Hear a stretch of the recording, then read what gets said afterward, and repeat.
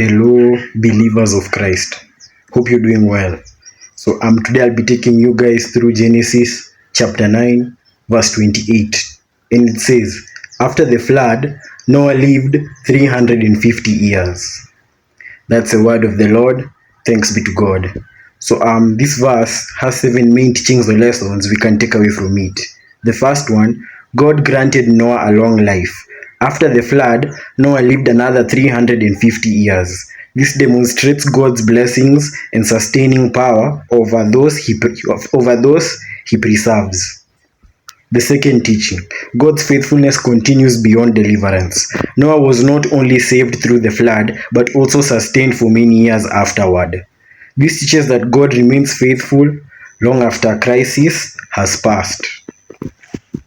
The third teaching, life after trials continues. The flood was not the end of Noah's story. This reminds us that God often gives us new seasons of life and purpose after difficult experiences. The fourth teaching, every season of life has a purpose. Noah's long life after the flood shows that every stage of life can be meaningful in God's plan, regardless of age. The fifth teaching, God determines the length of life. The number of Noah's years reminds us that our lives are ultimately in God's hands. The sixth teaching, a godly legacy can last for generations.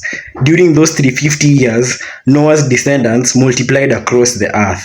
His life continued to influence future generations, teaching that our legacy can outlive our greatest achievements. The seventh and final teaching, God's plan extends across generations.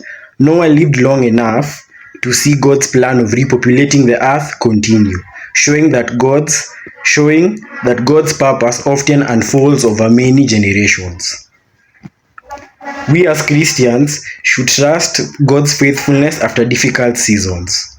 We as Christians should thank God for every day of life He gives us. We as Christians should not let past hardships define our future. We as Christians should use every stage of our lives to serve God faithfully. We as Christians should recognize that our lifespans are in God's hands. We as Christians should focus on building a legacy of faith and integrity. We as Christians should be patient, knowing God's plan often unfolds over time and across generations. So that's all I had for today, guys. Thank you very much, and as usual, God bless.